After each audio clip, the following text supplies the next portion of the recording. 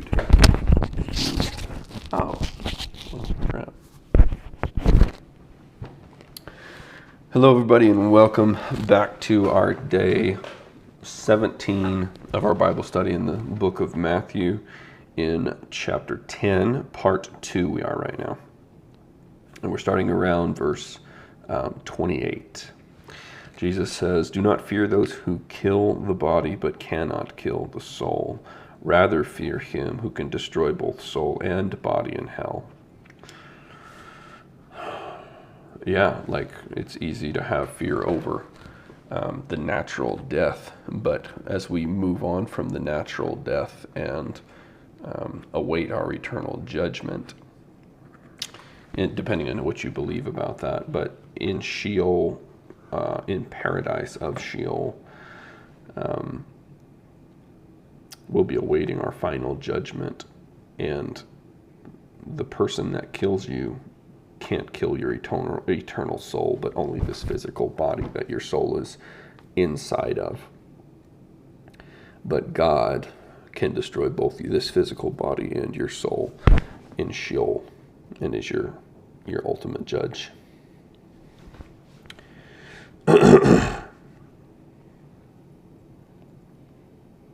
I believe it says that he's passed that judgment on to Christ, that Christ is now the judge as well. Okay.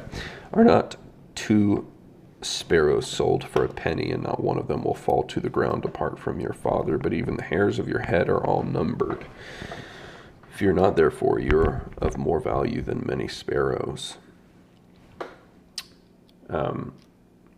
Guys, God cares about you. He cares not just about the big details, which is something that I used to be quite guilty of thinking of, but he cares about every little minute, minuscule detail, so much so that he has every hair on your head and beard numbered.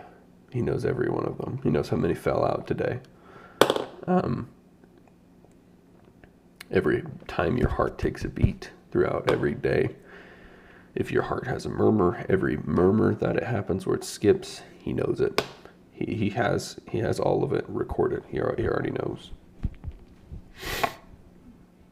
And some of the simple, most trivial things like sparrows being sold in a market, he knows. And nothing happens without his knowledge and without his understanding. We wouldn't have the free will that we have and the freedom that we have without God having ordained that. He is all-knowing. Jesus says, "So everyone who acknowledges me before men, I will also acknowledge before my Father who is in heaven. But whoever denies me before men, I will also deny before my Father who is in heaven." And I wonder about that and how difficult that hit Peter whenever Peter denied Christ. And he was out in I think it says he went out to the field and was weeping bitterly and cursing. I can't say I blame him. I probably feel the same way. Because he's remembering the echoed words of Christ of those who deny me before men, I will deny before my Father. And yet, Peter goes on to make far better choices. He goes on to be crucified upside down, arguably the worst of all the punishments, but the sawn in half one for the punishments of the apostles, who all died as martyrs, aside from John, who was said to die of old age. Arguably one of, if not the most intense of all of them. So all that to say, Peter may have denied him there, but he grew not to deny him, so much so that he chose the punishment of being crucified upside down. The Spirit of God can work in you change. Not peace, but a sword. Do not think I have come to bring peace to the earth. This is Jesus saying again. I have not come to bring peace, but a sword. For I have come to set a man against his father, a daughter against mother, daughter-in-law against mother-in-law. A person's enemies will be those of his own household. And that's kind of similar to Jesus. I think there's a place where Jesus is in his own land where he's from and speaking, and they didn't accept him. And he says some sort of a quote along the lines of, prophet isn't accepted in his homeland. They that of your own are of your own household are your enemies. And so that's not always, but it's the potential for it. The people that you love most are the ones that are most capable of hurting you or being your biggest damaging factor. So it doesn't mean that they are always going to be your enemies, but something to be cautious of. He goes on,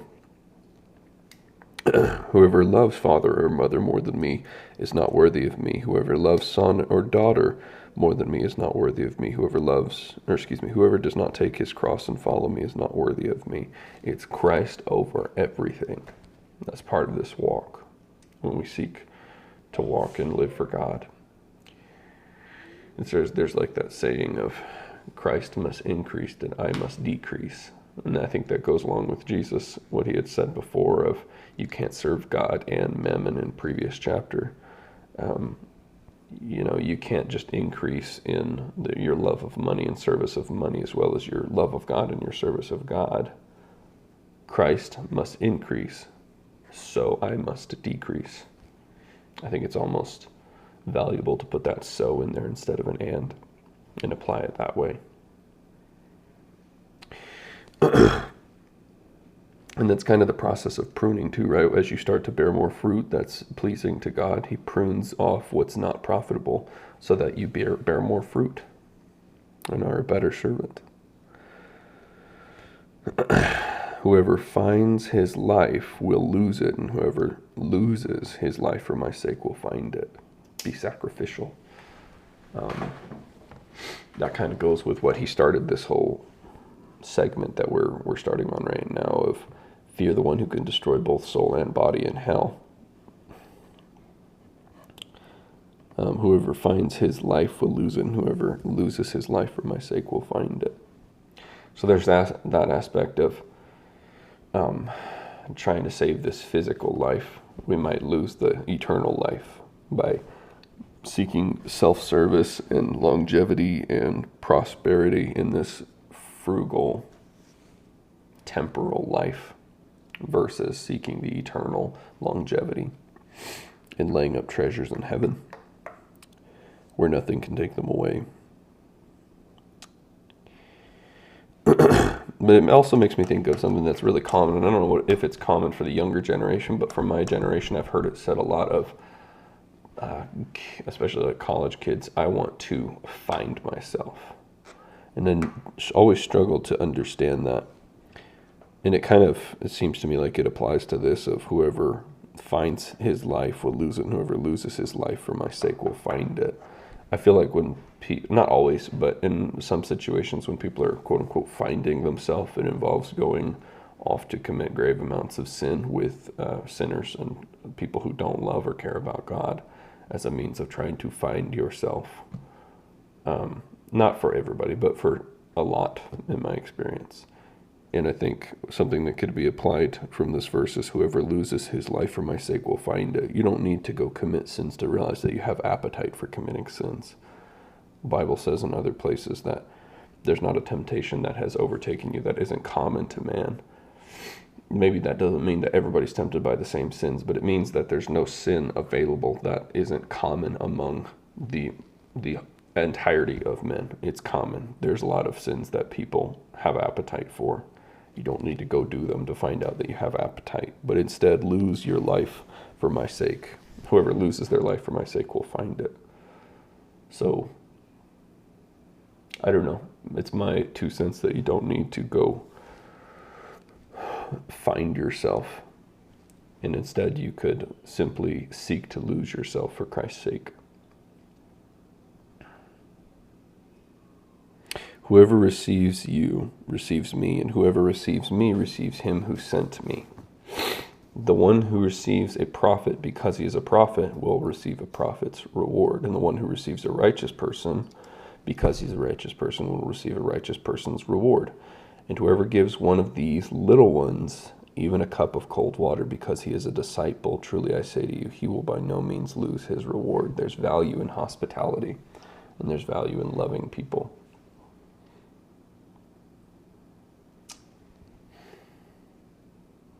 Christ is hospitable. Christ is kind. Christ is loving.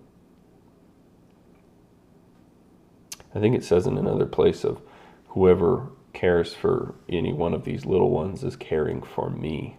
Christ is comparing himself in that way. When you're loving your neighbor, you're loving me. When you're keeping those commandments and keeping that bond of love and being kind and hospitable, it's as if you're doing the same thing to God, because it's what God commanded. And it's a reflection of God, because God is kind to those who don't deserve it. He's kind and brings rain on the just and the unjust. That's not to say there aren't more blessings for those who are closer to God, but it is to say that God is kind and brings blessing on those who are just and those who are unjust. Appreciate you joining me again, and I'll see you back for chapter 11. Thank you for watching. Please like and subscribe if you enjoyed this content and would like to see more. Thank you.